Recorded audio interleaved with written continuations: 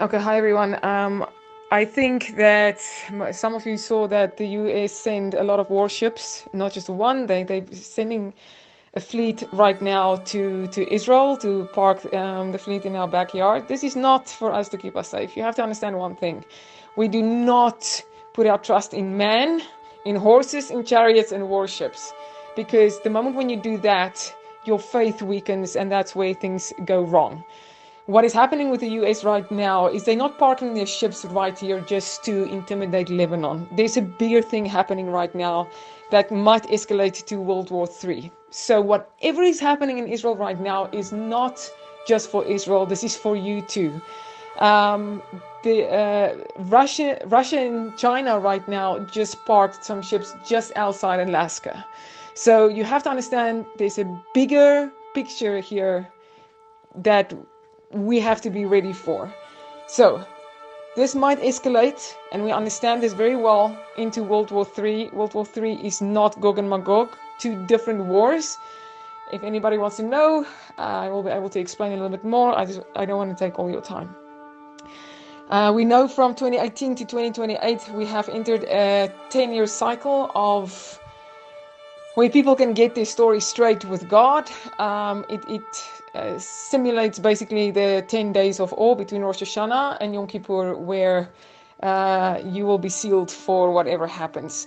So we are now in the 5th year. We are about to enter, well, we entered the 6th and the 7th right now. We knew for a very long time that Yom Kippur 23 to Yom Kippur 25 is going to be a time of great tsa'ar, of great distress for the whole world, not just for Israel. But you have to understand that Israel is the download. This is where God downloads stuff, and then it ripples through the world. So, and it was like clockwork that we saw this whole thing happen.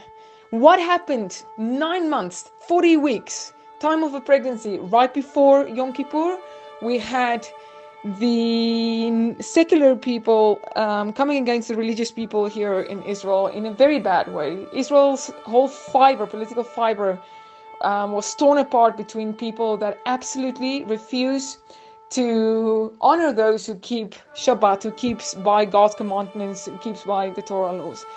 I'm not taking any side here. You have to understand that when it comes to secular and religious, the most important thing is if you believe in God or not. But unfortunately, the fiber just completely ripped apart. For 40 weeks this went on until we struck Yom Kippur. On Yom Kippur, there were religious Jews that wanted to pray in Tel Aviv, and the secular Jews, and again, I'm not putting this on it. This is not specific. There are people within this that are making all the nonsense and creating all the destruction. But anyway, so they came and they spit in these people's faces. They shouted at them. They came with beers and vodka, and they're just standing there on the day that you're supposed to fast. Okay? And they made a complete mockery, not just a mockery. They were extremely aggressive. The whole Israel world were shaken by this, because you have to understand that on Yom Kippur, on the day, you don't mess with the things that God tells you to do. And when I say these things, these are things for Israel. These are the mitzvot for Israel. It hasn't to do with anybody else. Israel is God's chosen people. They've never been rejected. They've never been replaced. But everybody has a relationship with God. So I'm not going into these things right now. But Israel till today ticks and has to go by God's commandments in the Torah. Okay, so on this day, these people did. So there was a tear. This tear basically brought about a heavenly gap where the enemy can come in. And on Simchat Torah, that is basically 21 days after Rosh Hashanah, the last day, it is the beginning of the fullness of the next year.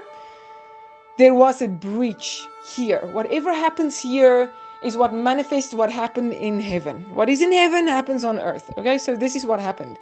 So that's when Hamas broke through. Hamas broke through because there was a gap created in heaven that made these people come through, and they slaughtered people on the day of Simchat Torah, when we are supposed to focus on the Torah, dance around the Torah, thank Hashem for His word, His life manual in our life, to give God praise. This is when these people in their nature festival were dancing around a Buddha statue.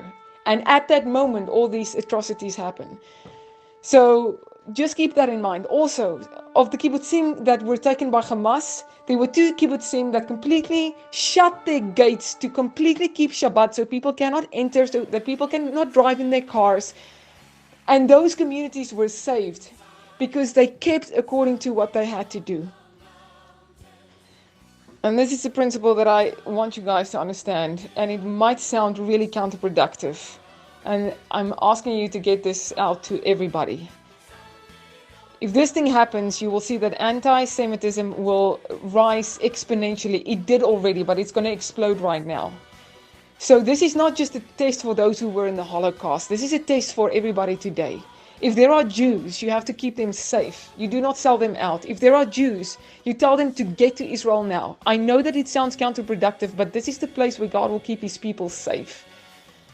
In the eye of the storm, He's going to watch over them. They are not safe in the world, in the nations out there. The Jewish people need to return. The second thing that I want to say, and I hope people will understand this, and this also sounds counterproductive. If you're going to be silent in this time, if you think that you're going to stand on the sidelines and watch this happen, you are in the most dangerous place of all. Because this is not just on Israel. This time it is on the world.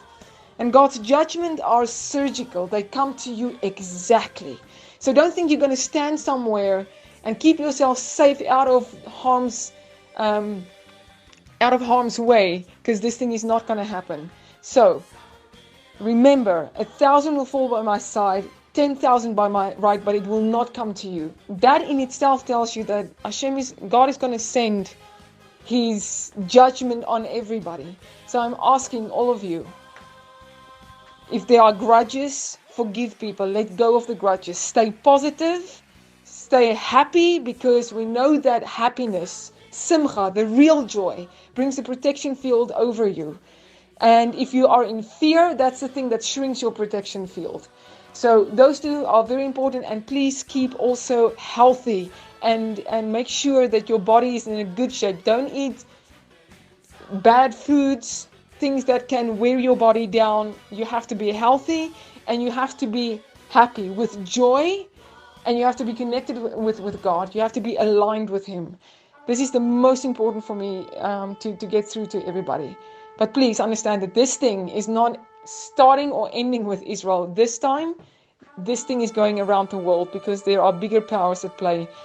But above everything is HaKadosh Baruch Hu, is God, and He knows exactly what He's doing, and all these things are done for good, to at the end of the day bring the world to where He wants it to be. So I'm sending you guys lots of love, lots of brachot, lots of blessings here from Israel, and stand strong, be safe.